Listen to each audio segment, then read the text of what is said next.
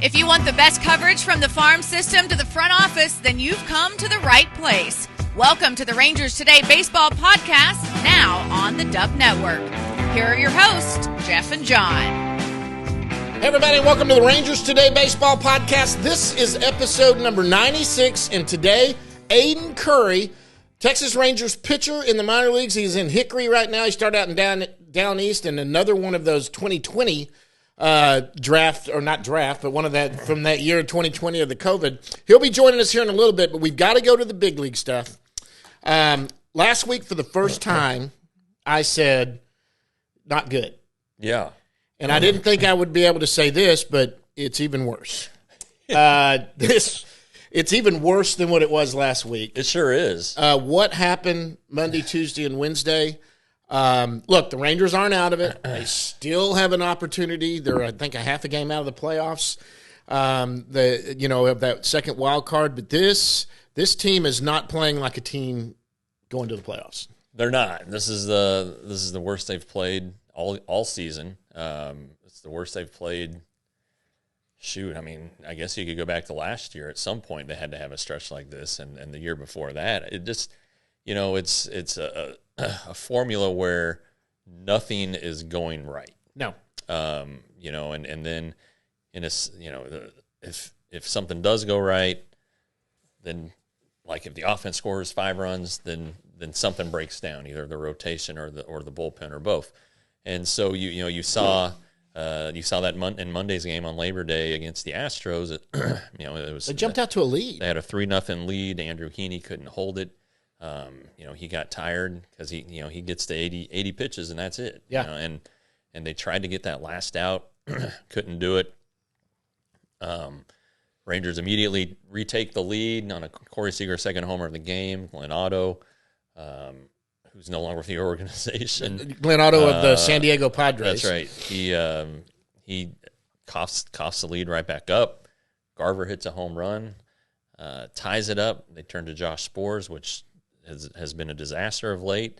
And that was it. That was the game. And you can say, oh, well, Corey Seager's error made it worse. And, yeah, it didn't help. But Seager's been really good defensively this year. But the point is that – golly, no, you can't even go to that. The point is that nothing's gone right. Nothing. And then the last 2 games were a fiasco. I mean, there's no other way to say it. Well, and then you had Evaldi coming out the next day. And in Evaldi's defense, he never got a rehab start, nor did he throw to any hitters. He just went out and did bullpens. And this is a guy that says, you know what, if I can go out and give you a couple of innings, let's go. And we just all assumed exactly what was going to happen. He'll come out, maybe get 1 or 2, maybe 3, depending on how it goes. Then you'll have Dunning to come in and piggyback off of him, and you don't have to worry about the bullpen if those two together can be anything like they are normally. Yeah. You expected maybe a run or something to get, or a couple of runs to get in there, but those guys hold you there. He goes out. Can't even hardly get out of. He can't get out of the second inning, Right. and that's look. He is not going to be that way the rest of the year. Well, I mean, he'll be better, but he's not gonna pitch 7 innings on Monday. No, he's not. He's gonna get. He's basically on a spring training schedule. Yeah. The first start every spring is 2 or 30, 2 innings or 30 pitches, and he hit 35 pitches there in the second inning. That was that. So this week will be 3 and 45 or 3 and 50, and we'll see what happens. And then Dunning comes in and just spits the bit too. He wasn't very good, yeah. And so, the sad thing is that their best reliever has been Cody Bradford, which isn't sad. But then their other best reliever has been Austin Hedges, the catcher. And he picked back-to-back games, didn't 1 2/3 scoreless innings, throwing about 55 or 60 and getting the job done. So obviously Bruce Bochy hates using position players to pitch, but it's just where the team is right now. The bullpen is he doesn't trust anybody. The good guys, good in air quotes, are overworked, and then the rest, they're just pitching like crap. I mean, there's just no other way to say it. No. Bochy said it perfectly when he said, it's okay to make a mistake, but when your mistakes are not staying in the yard, that's a problem. Yeah. And they're not. And look, hats off. I hate to say it, but Jose Altuve, what he did those 2 games, hitting 5 home runs and 6 at-bats. Yeah. I mean, give me a break. I mean, you know what? Pitchers made mistakes. He did not miss the mistakes. That's right. And I look, I'm a Ranger homer. I admit it. I hate losing to the Astros, but they came in and asserted dominance and said, we are still the team in the American League West, and I know we have been shit for part of the year, but we're back. And you know what? Texas could get on a run, and maybe they get in the playoffs. Things change in who you use, and maybe they face up. But right now, they got to concentrate on Toronto. Yeah. And they've got to concentrate on winning against Oakland this weekend. Yeah. And that's the only thing you can do, because Wednesday was even worse. You bring your guy that's supposed to stop any skid. He comes out and gives up a grand slam. He goes down 7-0 to the Astros, who just had batting practice. Yeah, it was, they hit 16 home runs. They scored 39 runs. They had 50 hits. And, excuse me, if I'm not mistaken, that's an MLB record for a 3-game series. Yeah. And so, I mean, that's throwing salt on the wound, and then, Scherzer, when we recorded last week, he started that night, pitched well, then afterwards says, hey, got a little forearm tightness. And freaked the world out. Yeah, and then he only goes 3 innings. He did not say that was a problem this time, though. Yeah, he didn't. He said he was having trouble getting through the ball, but then he said everybody's dealing with something this time of year. He explained that it's not an injury, that rest will help, so he expects to be better on his next start with an extra day's rest, and he only threw 3 innings against the Astros, so that combined should make him more effective in his mind, at least.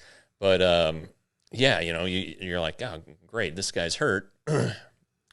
He says he's not hurt.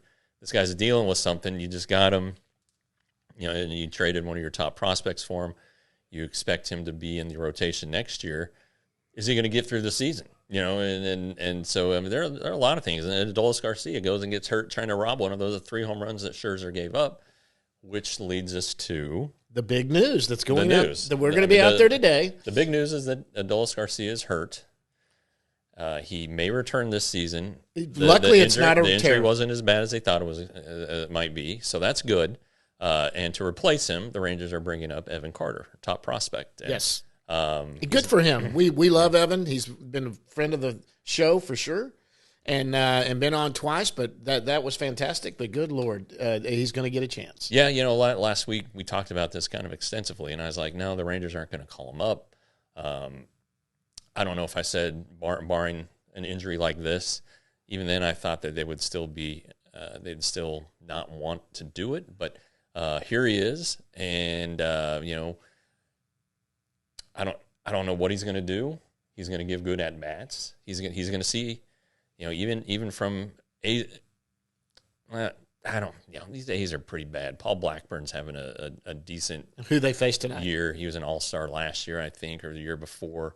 He's striking out more guys than he has, but so he might give you some trouble. But then honestly, he's probably gonna see some pitchers that he's seen in the minor leagues. Because the Double-A affiliate is for the A's is Midland, and I'm sure I'm gonna guess that Evan saw some of these guys either earlier this year, maybe late last year. I don't know if they ever faced Midland in his week that he got called up, but there's going to be a little familiarity. It's going to be when he goes to face the Blue Jays in Canada, a place he's never been. Yes. So the Kentucky boy goes to Canada, Tennessee. But I said Kentucky. It just sounds better.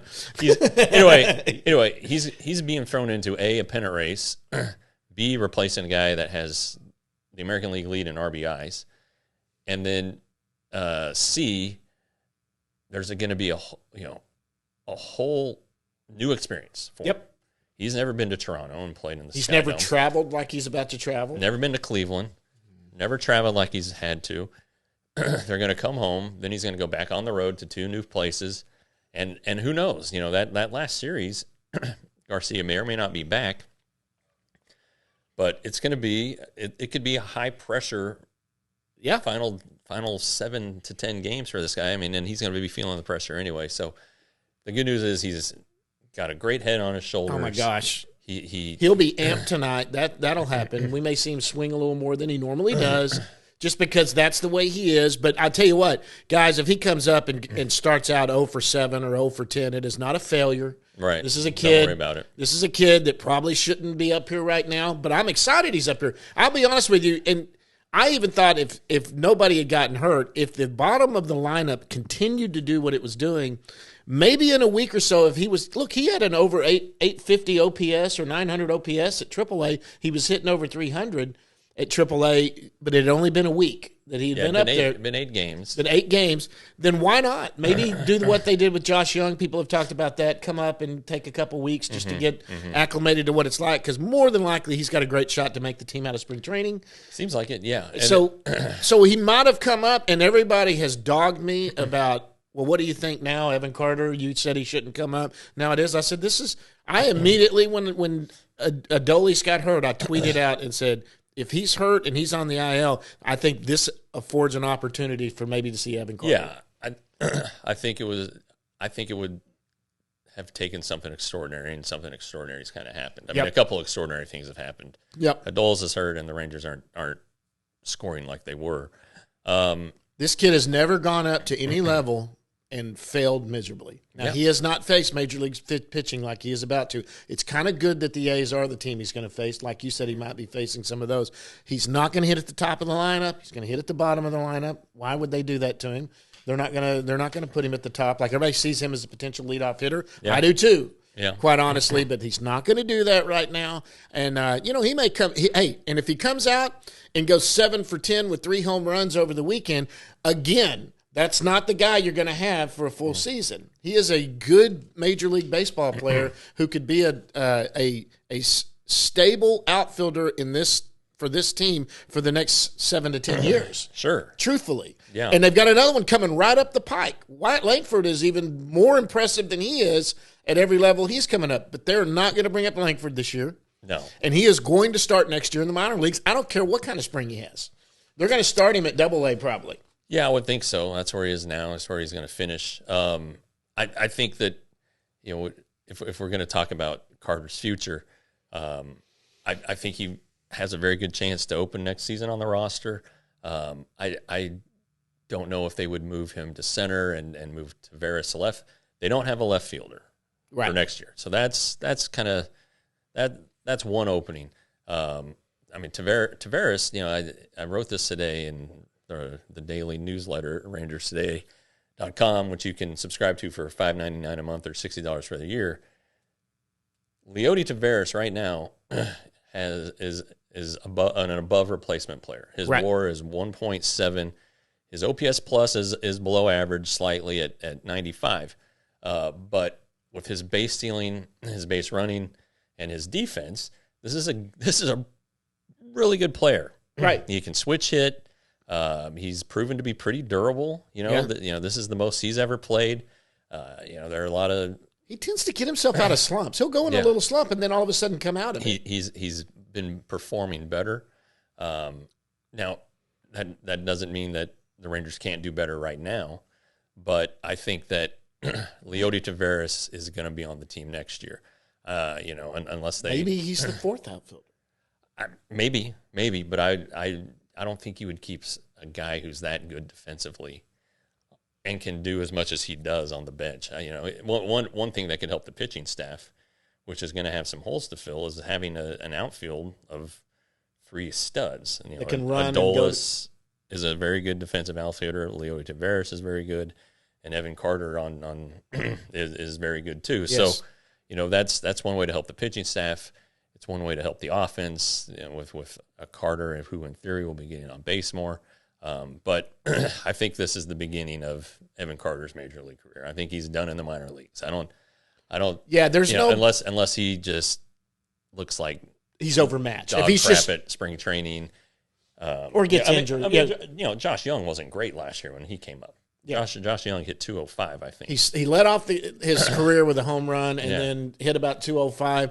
Yeah, Evan Carter is what he is. And you know what? Here's the truth of the matter. He cannot be any worse than what they're getting at the bottom of the lineup right now. Yeah. And he is 21 years old, and he is a potential future all-star on this team. He may not be. He may just be a good player. He may be like a McCormick down in Houston, where he's just a great player that is a thorn in someone's side and does well and hits above 260 and has about 20 home runs and is just gets on base a lot. That's the main thing. His job's to get on base. Yeah. These the Astros, their lineup's so deep. And, without Leody Taveras and Josh Young now, without Adolis Garcia and Josh Young now. Those are two huge holes. This Josh Young thing, you can look back and say, oh, well, who's the American League Rookie of the Year? Look what the Rangers have done without Josh Young. They haven't done anything much. Nope. I really think that if somebody's going to take a deep look at this Rookie of the Year race, they would say, gosh, the Rangers were crap without Josh Young. They have to look at that. How valuable is this guy? So, and he's going to end the year probably in the big leagues. So it's he isn't swinging a bat yet. He hopes this to be doing that. This week was dry swings. This week, and then maybe he's got some range of motion.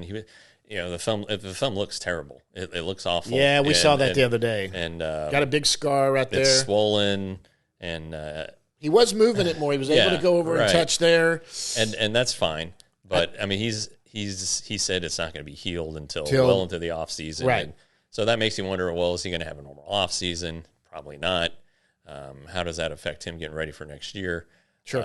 But the fact of the matter is, he has been missed more than any. I don't know. The Rangers obviously have missed Eovaldi the second half. Right. He's only made 2 starts or 1.5 starts. They've had a great season without. DeGrom has been missed, but they were doing okay without him. Right. It's just the one thing that you can never predict is injuries. Yeah. And that's the one thing that Chris Young was most fearful of. I talked to him in May, I think it was, and he said then, I'm just worried about the injuries. The depth hasn't developed like they thought it would.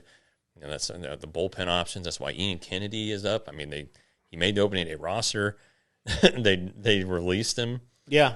And then he re-signed a minor league contract, and here he is again. And he just lingered around. I actually forgot he was down there. It's really interesting, So I don't know.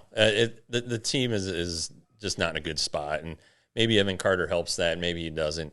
But he is not the savior, so everybody chill out. The Rangers are I don't want to say grasping for straws, and I don't want to call this is kind of a desperation move. The Diamondbacks called up Jordan Lawler, the 2021 6-rounder from Dallas Jesuit. Number 6 pick, not 6-rounder. Yeah. Number 6 overall pick. Number 6 pick, and 4 picks after Jack Leiter. By the way, we'll talk about Jack in a little bit. Anyway, it just seems like this is the time of year where teams are trying to pull out the last stops, and I don't know that the Rangers have any more in them after this one. Here's what I've said all along: if they somehow survive this and make the playoffs somehow, it changes everything. First of all, your starting rotation is no longer 5 people. It's usually at the most 4. That's if you go in deep in a series. Usually 3, because with the days off and the travel, you can bring someone back. Yeah. That means 2 of those guys can go to the bullpen. You can go to some of these guys at the back end who can help your bullpen, and it changes what happens. Now, the one thing the Rangers do not have and have not had all season is a true shutdown closer. They just don't have one. I know it's supposed to be Chapman, but he can't go more than one day. Right. So, that's not a closer. Closer guy that goes out and goes 3 or 4 in a row, and then finally you're like, you know what?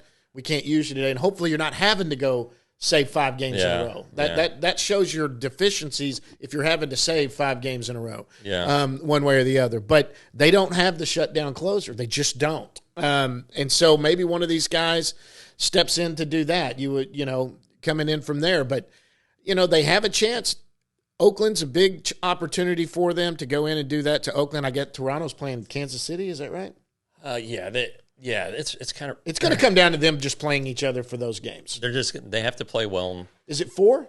It's 4. They have to play well in those games. Yeah, they need to win the series. They have to win the series there and they need to win this weekend too. Right. They need to get healthy this weekend against the A's, who've been playing a little bit better, but they really need to be as good as they can be, whatever that is at this point against the Blue Jays. Last question before we get out of here.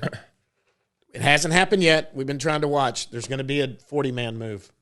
Oh, yeah. Who do you think? And someone made a hilarious point. I made this little, I put this little poll out here, and I listed Austin Hedges. And did you see any of the comments on that? One guy goes, "Dude, we got to go with 4 catchers. He's our best bullpen arm." Yeah, it's true. He goes, "We may need him 3 days a week, to come in and close a game out." I'm not sure. So I had Hedges. I had Spores maybe. I don't think Spores because they put him on the IL. You also have someone like Miller.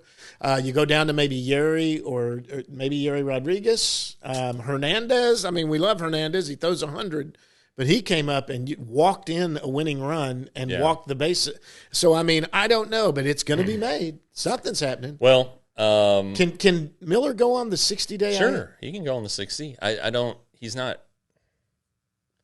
I don't think he's coming back unless another injury happens, right? Well, he's not hurt, right? No, we see him running around there. I mean, he's got what is it, a phantom I think it hamstring or something? Yeah. Boy, I would honestly, the move that makes the most sense is Austin Hedges. Yeah, and that's a shame, but for what he's did for this team. It's just the move that makes the most sense. But having 4 catchers doesn't make sense. So, I don't know. I really don't. And I think that the moment we get off the air, that'll break. Yeah, probably. But I would say Hedges 1, Jonathan Hernandez 2, Brad Miller 3. Okay. All right. Let's do it. Guys, right after this, coming up with us is we're going to have Aidan Curry. He's going to join us right after this, guys. Today's guest segment is brought to you by the Frisco Rough Riders. Jeff, what's going on in Frisco? It's a big weekend in Frisco, John. It's their 20th anniversary celebration weekend. Tonight, Friday night, September the 1st, the giveaway is a Chris Young and Josh Young dual bobblehead, both former Frisco players. And then tomorrow, you have the 20th anniversary poster giveaway and the alumni autograph session, which is going to feature Ian Kinsler, Derek Holland, Chris Davis, and Tanner Shepherds. Sunday, the Dream Team card set giveaway. You can read about the Dream Team at rangerstoday.com. Also Sunday, big old fireworks show. Friday, big old fireworks show. Monday, Labor Day, post-game fireworks. And then the Rough Riders are home next week, too. They're home until September 10th, which is Fan Appreciation Night. So be sure to check out the Rough Riders at milb.com/Frisco.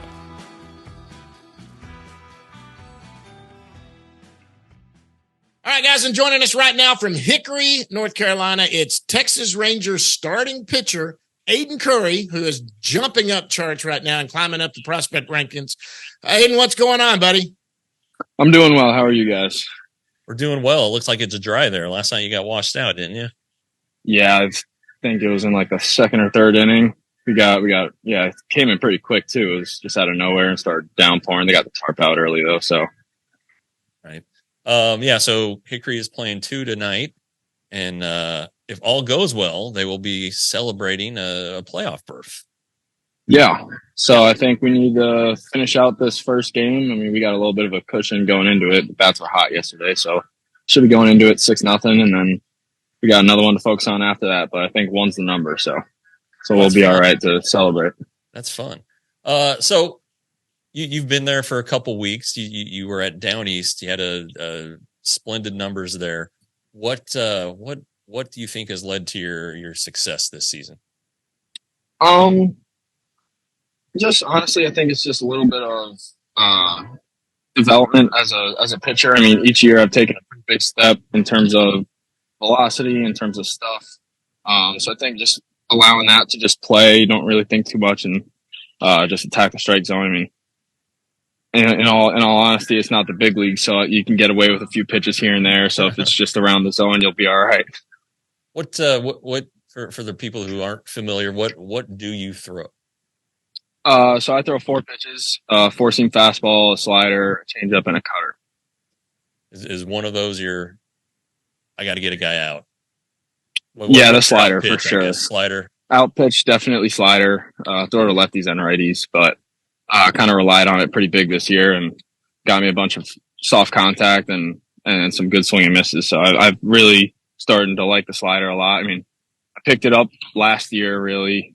So it took a little bit to kind of actually get it to turn. I was throwing a little bit of a gyro ball, but it came a long way this offseason, and it played really well this year. So how does a pitch develop? I mean, the Rangers I know are big into the pitch shapes and working with those things. Is it a matter of them just trying to match your biomechanics to the baseball? I mean, how does that come together? It's kind of almost, for me, I feel like it's a little bit of a trial and error. Obviously there's kind of like the two different slider kind of movements. You have the big sweeper that's kind of been the hot stuff this year in the big leagues and throughout all of baseball, and then you have kind of like that gyro ball. So for me, it made more sense based off the fastball to try and get one to turn more into a sweeper. Mm-hmm. So then we just worked through grips, we worked through mental cues.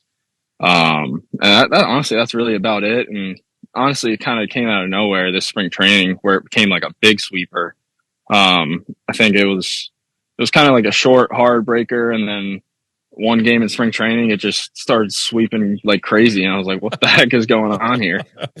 So it was a little hard to control. And I was like, well, I mean, it's a champagne problem. I can work with a sweeper as long as it's continuing to sweep. And then after that outing, it just kept doing the same movement. So I was like, all right, I'll rock with that and just change my starting line and go from there.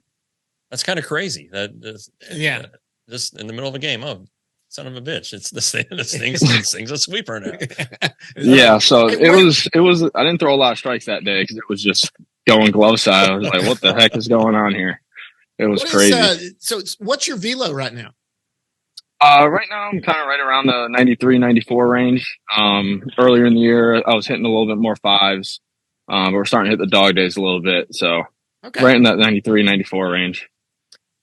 You know, your story's not traditional in how you got into professional baseball, kind of along the same path as Josh Stephen, who we had on the show in July. Yeah, absolutely. June. I think they call you guys non-drafted free agents. It was that 2020 draft, only 5 rounds.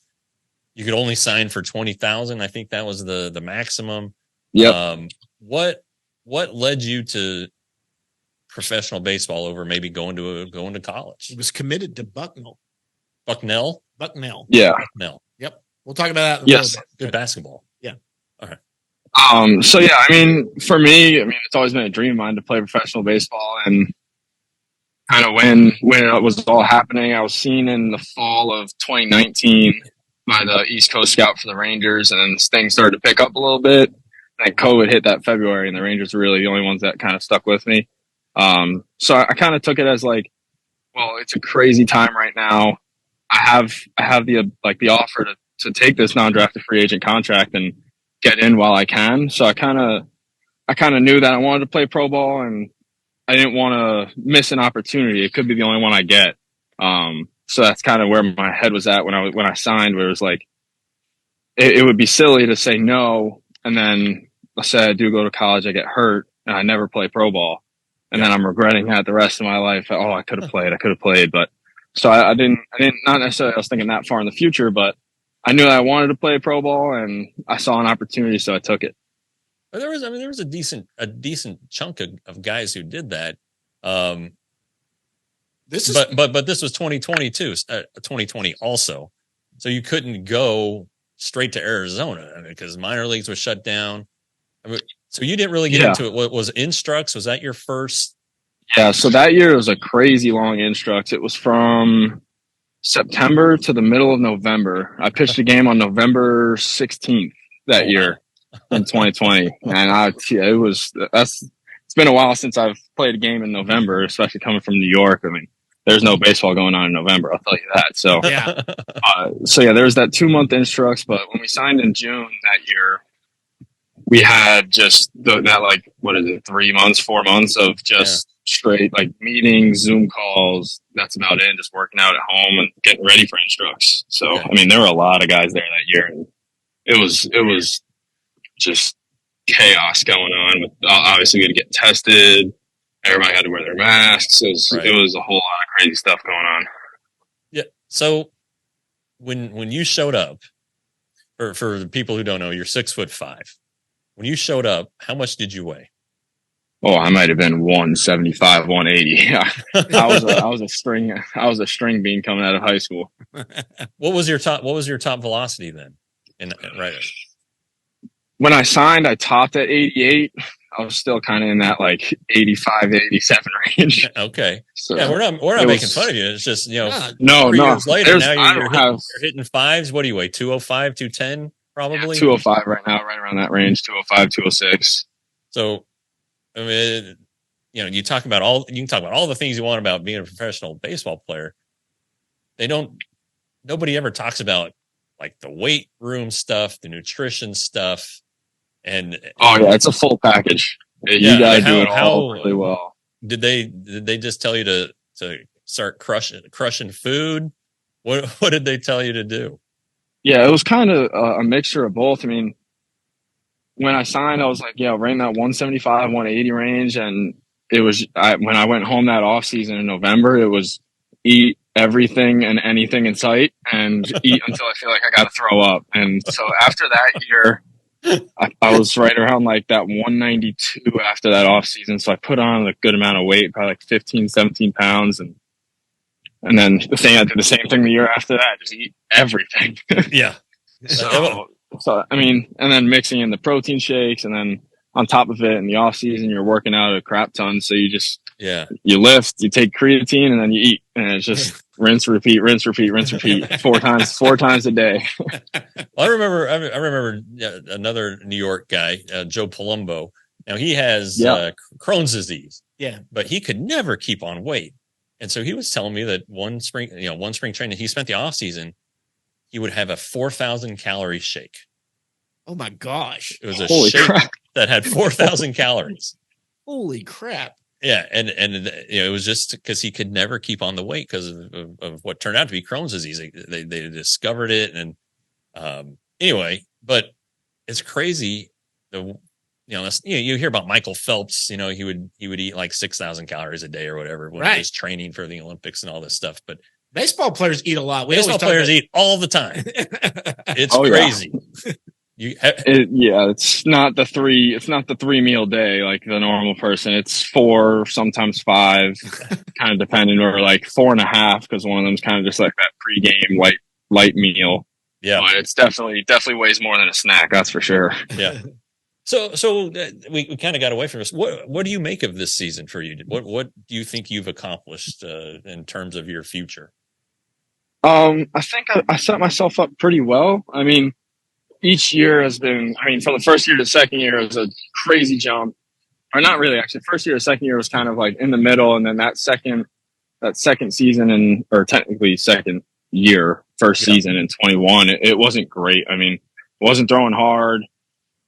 I didn't really have great stuff, not great command. And then the off season, put on weight, got a little bit more feel, had a little more oomph on the ball. And then, so then that last year was kind of that first real full year where it was like, okay, I belong here. I can get outs. I can get through innings. I can put up good numbers. And then this year it was like, okay, well, now the stuff's a little bit better again, but nothing really changes. You still got to command the zone. You still got to trust your stuff. And then, so kind of where I set myself up, I feel like coming from like rock bottom pretty much, building up to here, I kind of almost expected it because I came in at 175, 6'4", and grew another inch and put on 30 pounds. So, and to be truthful, I think there's still a little bit more weight in there. I think right around the like 220, 225 range would be really good. So that's going to, so it's rinse repeat for this off season to kind of set myself up for next year and, keep going down the path year after year and hopefully eventually end up in the big leagues and stay there. You came from down east to Hickory. You guys were kicking ass in down east pitching wise. Yeah, it's like a bunch of 2 and 3 ERAs. You got the wide range of guys. You've got the $3.7 million bonus guy in Porter, but you had to start the year Jose Corniel, who you've rejoined in Hickory. Talk about that. That's got to be like a nice competition to have to see a guy go out there. Yeah, it was fun. I mean, every day we kind of just tried to put ourselves in a position to win. So, I mean, if we gave up one, it was all right because our hitters would put up 3. So then you're going out there. It's like, okay, I gave up 1. I'm covering my 5 innings, my 6 innings, and then you hand it to the next guy, and that guy's going to do his job too. He's going to go through 1 or 2, and then you bring in the closer, go home with a W. So, I mean, it was a lot of fun because hitters were on, pitchers were on, and we were winning. We were winning a lot. And so it's always fun to win. I mean, nobody likes to lose, but it was a lot of fun because each day you go out and the guy before you did well, so now you got to do well. So it just kind of rolled over throughout the week from starter to starter, reliever to reliever, and then kind of just went through that first half, and we put up some pretty good numbers, won by a good bit. Yeah, that's pretty awesome. Okay. This is what we do on our show. I ask the baseball questions, then John takes over and kind of asks you some little less baseball questions. So more get to know, for sure. a little more Absolutely, more fun. Yeah, for sure. More, here we go, John. Okay, Fire away. Yeah, look, and it's fascinating because you came out of that 20. I call it the 2020 class because there wasn't really a draft. Right. But you know what? From top to bottom, everybody that's come out of that 2020 has done well. I mean, it's been rare that someone hasn't succeeded. And, you and Josh Stevens and y'all were 2 that were sound. I mean, it's amazing. But, okay, I want to get in. You came out of high school. You went to Fordham Prep. Is that right? In the Bronx, New York. Fordham Prep. In the Bronx. Yeah, in the Bronx. Now, did you grow up? Were you from the Bronx? Is that where you grew up? No, so I grew up in Ossining, New York. It's a town in Westchester, just about like 45 minutes north of the city. So train ride into school on the Metro North, and so it wasn't too bad. It's like a 45-minute drive, 50-minute train ride. So now I've got to ask this, and I just assume it. I'm assuming you grew up a Yankees fan. Yeah, I grew up a Yankees fan. My mom and dad were both big Yankees fans. Well, my mom really. My dad kind of just knew that he couldn't go against her with the baseball. That's for sure. So she's a crazy Yankees fan. Started to kind of follow a little bit less now because now she's kind of following the Rangers. So yeah. But growing up, big Yankee household, and we're big Mets guys, that's for sure. Okay. Who was your guy growing up that you liked? I like Derek Jeter a lot. I mean, that was the obvious one. But when I was really young, I really liked Babe Ruth. Cool. I wear number 3 because of it, even though I'm a pitcher. But that's awesome. So growing up, I'd always be number 3, and then it just kind of happened that way, and never really went away from it. Was there a pitcher you liked? At that point, I was still playing both, so I was still kind of all over Jeter. I mean, I was committed to Bucknell as a 2-way. I was going to play outfield, and I picked up outfield in sophomore year of high school. That's kind of when my growth spurt happened. I mean, I used to catch a bunch, so I would catch, I'd pitch, and then I was like 6'1". The knees were starting to crack a little bit. I was like, I got to get out of here. So I don't belong here anymore. That's for sure. And to the next guy. So you go to Fordham Prep. Now, did you play any other sports, or were you just a baseball guy? I played baseball. My freshman year, I ran cross country, and then my sophomore and junior year, I ran winter track and field. I did pole vault and I was a pole vault. I did pole vault. It was a lot of fun. I actually won the city championship my freshman year that year. Nice. How high did you go? Best I ever did was 12.6. That year, I didn't ever get that high. I think the best I got was like, I ended up quitting sophomore year because the coach was like, it's either baseball or pole vault. I was like, that's a no-brainer. I'm taking baseball for sure. So I went with that route, and then I just started running the 4x2 and the 55 hurdles. But the best I got freshman year was 10.6. And then we didn't get to that sophomore season. How long is the pole? It's pretty long. Isn't it 10.6? Now you got to understand how old I am. The equipment this guy has right here is totally different what I had, but it was long. Yeah, you just have a tree branch. Yeah, it was. You know what? The pole is longer than 10.6 or 11.6 or 12.6. We weren't going high enough to where you see those guys that go up over it. I mean, our pole would have gone over the pole, and I'm sure yours would too. When you got up, there, that height for sure. Yeah, it was taller than that. I was not big enough to bend it. I just rode it over. So that's how I did. Sergei Bubka, he was like the best pole vaulter ever. It was I used to watch that all the time. Guy. Yeah. Okay. Hey, Bucknell, you were going to go to Bucknell. Golly, I'm sorry. It's all right. You were going to go to Bucknell. That's where you were committed. Did you have any other schools interested? Yeah, I mean, when it came down, I think I had 7, 8 offers. It came down to Dartmouth, Bucknell, and Seton Hall.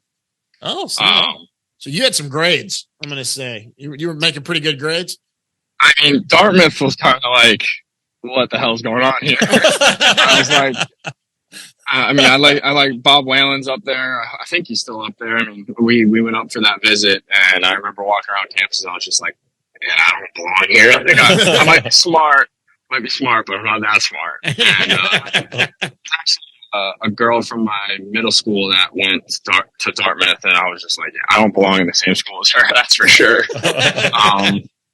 It was a really cool place up there, and the coach at Bob Whalen, I think he's still head coach up there. He was really nice, and it was good visit. But yeah, high school, I mean, I had like a 3.8 and I had like a 12.60 on the SAT. So nothing really mouth dropping or jaw dropping or anything crazy. I mean, it did the job, and kind of just, it was one of those grades where it was like, you don't really have to worry about, talking to admissions to get them in. Yeah. Gotcha. Okay, so we talked about how much baseball players eat. What is your favorite food? What type of food do you like to eat? What's your favorite? Pizza's obviously a big one. Coming from New York, I mean, I'm very spoiled in that aspect. But there's this deli right by my house. It's pretty big in Westchester. It's called Rocky's Deli, and they have this sandwich that's called the hashtag. And it's a chicken cutlet, hash brown with bacon, egg, and cheese on it. That sounds delicious. And it is phenomenal.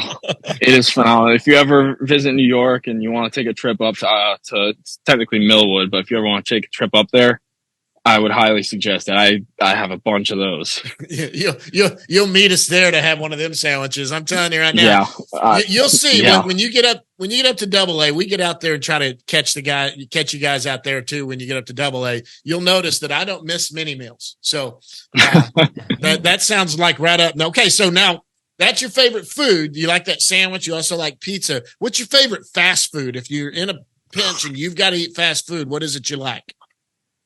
And really just about any of the burger place. All right. Like except I don't really like McDonald's burgers. They don't really do the trick for me. I kind of stay away from McDonald's, but like if it's one of those real late extra inning games, I'll probably go to Wendy's or something or whatever it is, kind of where I'm at. I know Texas is big on Whataburger. Damn right. But here there's Wendy's. I haven't had Jack in the Box, but definitely kind of like a bird. Yeah, I don't think I'm gonna ever try it. Maybe I'll take a look inside and then be like, yeah, I'm gonna go with something else. My son has never really liked hamburgers, but he had a Whataburger the other day and loved it. Yep. And so now he's like into burgers, and he saw a Jack in the Box commercial. He's like, I want to try that. I was like, no, you don't. No, you don't want to do that. You don't want to do that. Have you had a Whataburger? I mean, have you had a chance to? Or yeah, so it's not the Texas Whataburger, but they had one branched out in Arizona. It was like a 5-minute drive from Surprise. So yeah, we went out. I went out there with that. I actually went there with Josh Stevens that day. There you go. There you go. One. There you go. All right, now we go to your favorite home cooked meal. What's your favorite home cooked meal, and who cooks it? Might be mom, might be grandma. You got a girlfriend maybe that cooks you something you like? My dad cooks the food in the house for the most part. That's tough. He's got a pretty good spaghetti and meatballs or pasta and meatballs. His sauce is well done, very well done. That, and then when he just makes it in a giant pot and then freezes the rest, and then we have it for we have leftovers forever. So we kind of branch off of it. We'll make like a chicken parm off of it or something like that. So definitely my dad's. Yeah, my dad's pretty Italian. My mom's more on the Irish side, and but yeah, I mean, I love Italian food for sure. I'm with you on that. So definitely the chicken parm my dad makes. That would be the one from home. We're going to get down to just a couple more, Aidan. We're going to get you out of here. First, we're going to do your spare time. Now, we know today you came from the golf course. So, in your spare time, you play golf. You hunt and fish, anything like that? No, I picked up golf just to get outside a little bit. I picked it up in May this year because I was like, all right, I got a lot of time on my hands. It's not the same as Arizona. It's night games, you go in the morning. So it's kind of got in Arizona, you got the night games once the AZL starts, but for that extended spring training, that month and 2 months, you're playing at noon. So you get back to the apartments there, and it's like 4 or 5 o'clock. You're just toast, and you don't want to go golf out there after that. So I picked up golf this year, and video games are big. Like TV shows, stuff like that, just something to watch. But definitely video games before, and then I was like, all right, that year before in Arizona, it was just go back, take a nap, play video games, sleep, same thing the next day. So that's why I kind of picked up golf to get outside a little bit, enjoy the sun. And I've started to really like golf. Pitchers are usually good at golf. How good are you? I shot my best yesterday. It was an 89, but right. I'm new. I'm new to the sport. You could beat me right now, and I used to play it all the time. I'm telling you right now, that's good for where you're picking it up in May and shooting 89. You'll be a single digit handicap guy here in a couple years. I guarantee it. Yeah, I hope so. I mean, I might go for my tour card if that's the case, but but yeah, I mean, the best golfer. It was an easier course. The best golfer in the system is Cole Winn. Really? He's phenomenal. Yeah, that's all we hear from people. Mike Maddox is a great golfer. Yeah, coach. Your he has a 10 career holes in one. Yeah. His brother Greg his brother Greg has only 6. Yeah. Greg has the advantage in Cy Youngs and career victories, but Mike's got him on holes in ones. Yeah. I mean, have you ever talked to Mike?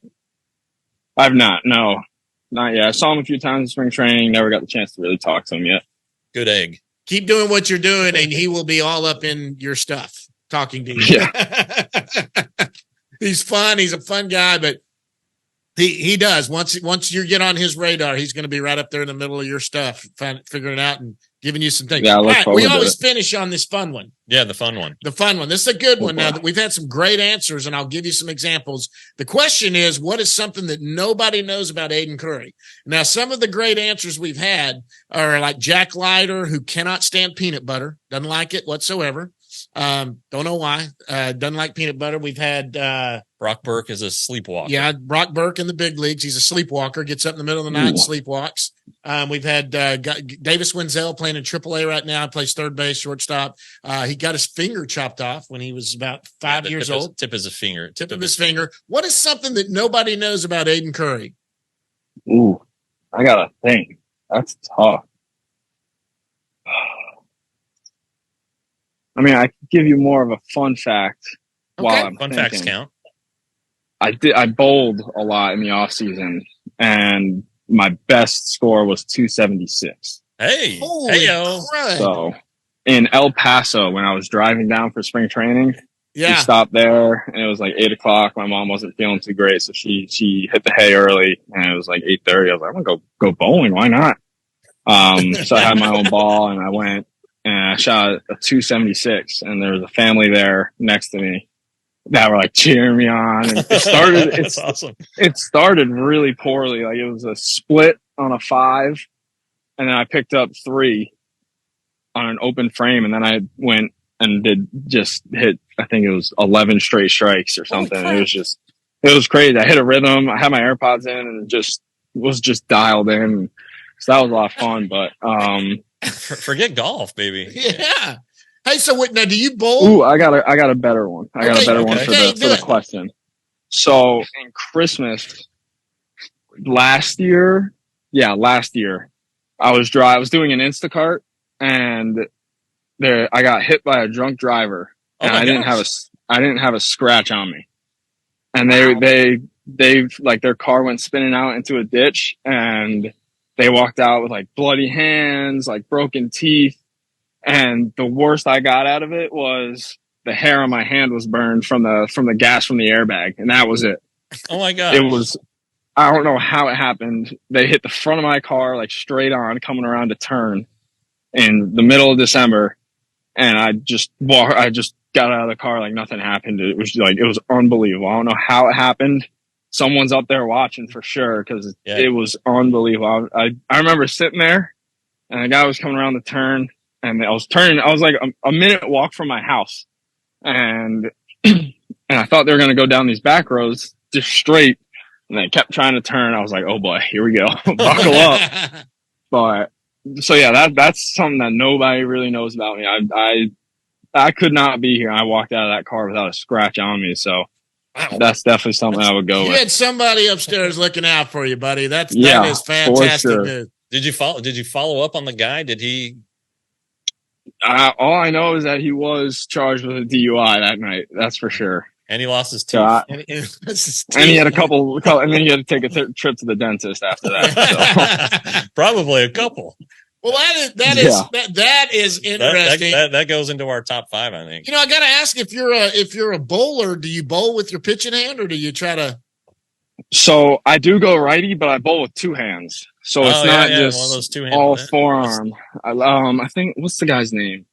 It's the Australian bowler. I picked it up off of him. He was on I remember. That's a. Yeah, he's also a 2-hand bowler. And there's a guy I picked from it right up down from, the street. from that guy. There's a guy from right in our area who's a 2-handed bowler who's one of the best bowlers in the. So I remember seeing him in a YouTube video on Dude Perfect. They do a bunch of trick shots and stuff. I think they're out of Dallas too. Yeah. And he was on there. They were doing a bowling episode where they just did a crazy amount of bowling shots, and he was on there. So then I started watching his pro stuff, and I was like, that looks like it's a lot better for the forearms. I'm going to try and do that. So 11 straight strikes. You figured it out. Do you have your own bowling ball? Yeah, I do. It's back at home. I didn't bring it this year, but yeah, I do have my own ball. It's I think it's 16 pounds. How long is the drive from New York to Surprise? Oh, it was 37 hours. That was a week trip for me. And it was me and my dad. So from Austin, we went from Austin to Knoxville on day 1, which was 12 hours. And then at that time, my mom was living in Houston because she worked in a hospital over there. Okay. Now she's back in New York, but she lived in Houston, so she had her apartment there. So the next day, we went from Knoxville to Houston. Okay. Which probably was another 12 hours. It was 13 because we hit a little bit of traffic in Texas. That was no fun. Soccer. And then we stayed there for 2 days to take a break. My dad flew back home to New York. And then me and my mom went from Houston to El Paso, which I think was like another 9 or something like that. It's got to be 9 or 10 from Houston. Yeah. It was somewhere around like that 9 or 10 because we had to keep stopping because she had like a stomach bug going. So we had to keep stopping at the rest stops so she could go to the bathroom and stuff. And so then that next day she flew from El Paso to Houston, and I did the last 6 hours to surprise myself. It wasn't bad at all. All right. There you go. That's a hell of a deal. That is. Oh yeah, that was a long drive. Yeah, this has been fun, man. Hey, listen, we have guests on more than once. We're going to do it again another time. Certainly keep doing what you're doing out there because you have turned a lot of heads. Your name's getting mentioned with a lot of the prospects coming up. It's been great to see the season you had, but we especially know you guys have busy schedules. Thanks so much for stopping down and coming out here and talk to us. Absolutely. Thanks for having me. It was a pleasure, and feel free to reach out. I got all off season. I have some free time then too. If you guys want to run it back and do this again, sure. I'm more than welcome to. All right, absolutely. Man. You're cool, man. Appreciate Aidan Curry, right-hand pitcher for the Texas Rangers. Hey, man, this guy's a stud. You need to watch for him. Aidan, thanks a lot, bud. We'll see you next time. Thank you, guys. Have a good one. Right. You Take too. Care. All right, down in the bus leagues next.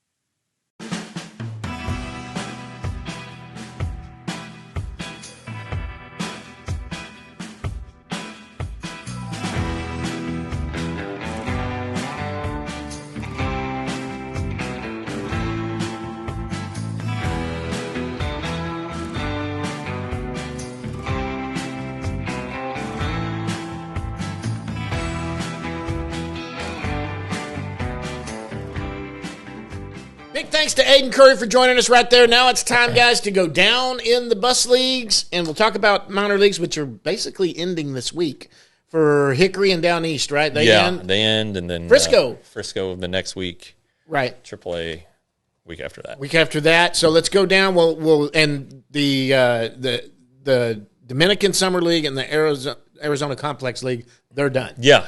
Instructs start Monday. Yeah, they're starting quick. Yeah. It's they're not going to have the college tour this year because it doesn't line up with anybody's fall practices. So right. It was just going to be a small group of guys, young guys.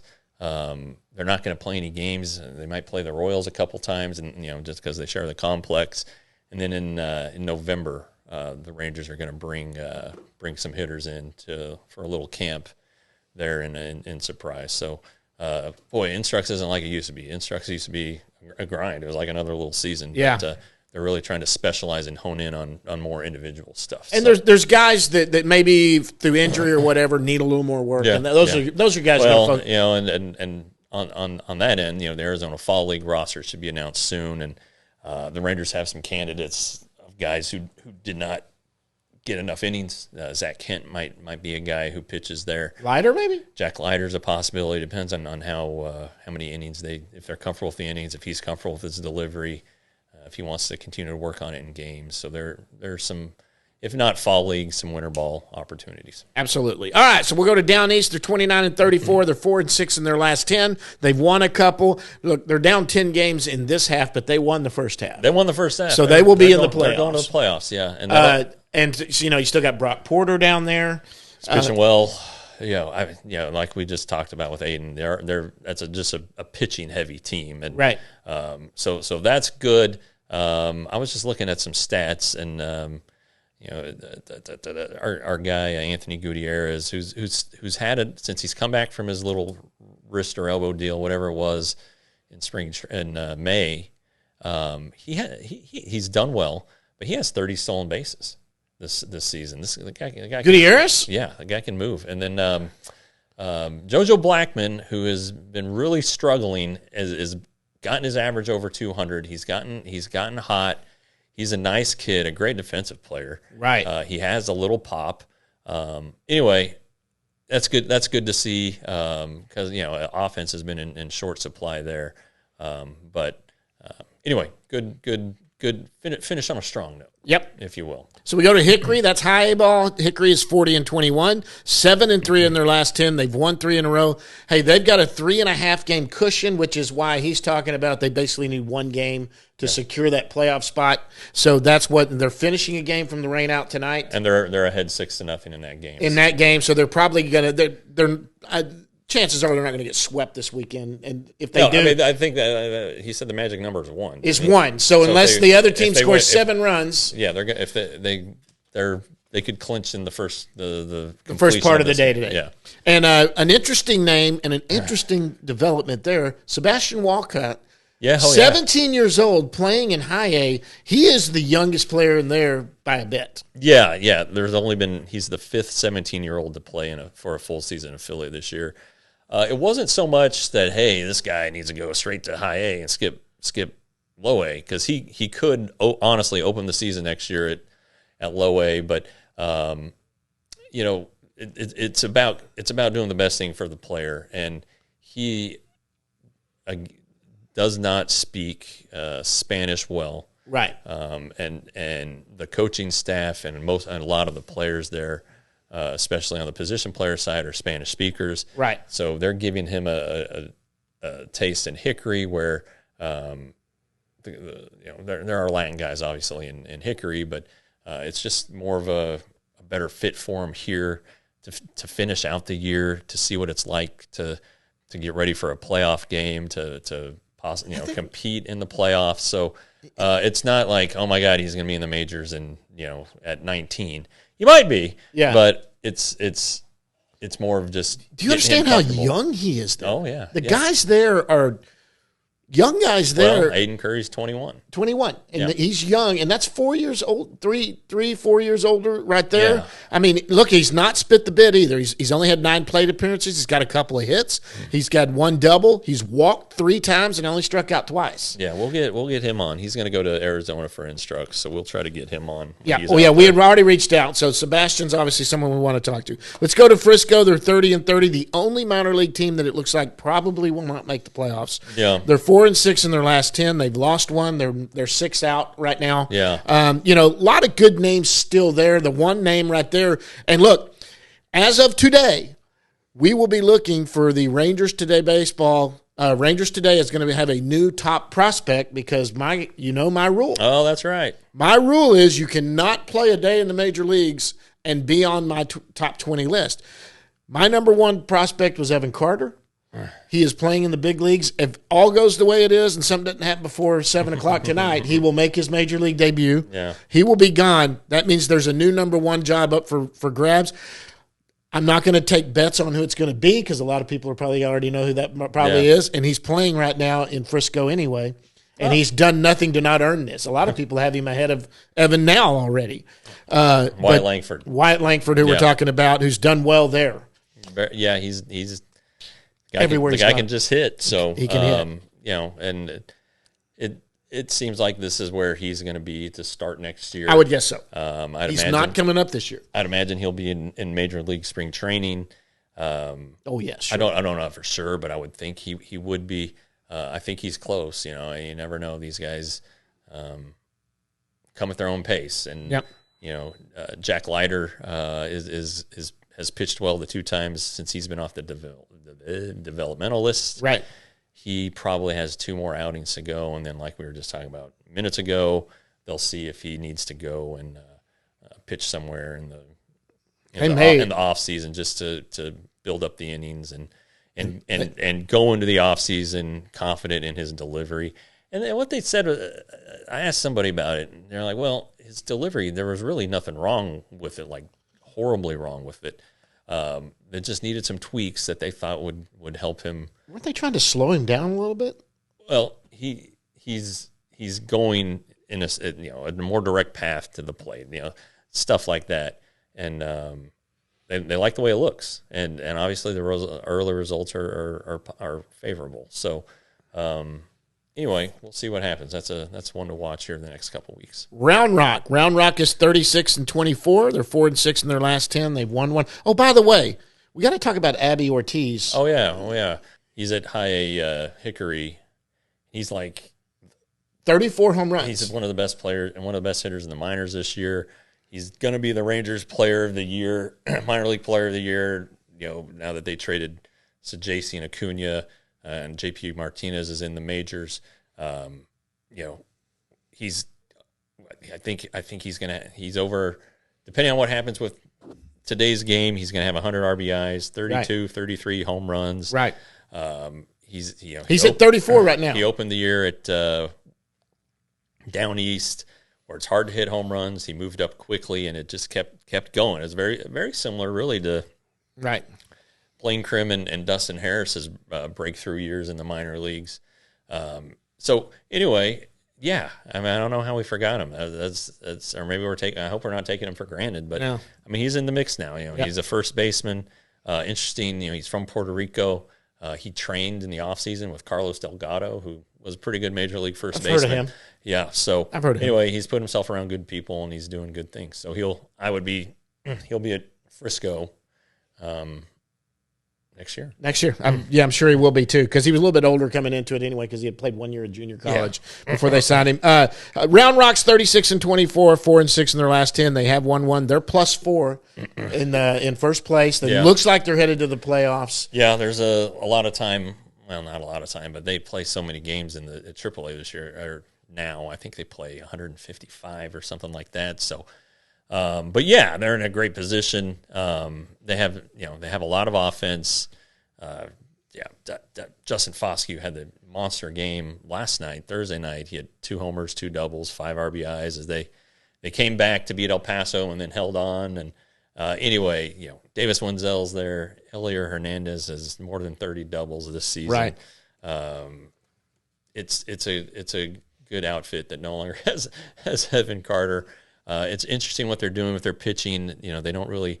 They have like one Steven Duggar, is that his name? Yeah. Robert Duggar. Anyway, he's set the franchise record for strikeouts this season. But really they're doing a lot of bullpen games. Just 2 innings, 2 innings, 2 innings, 2 innings, and right.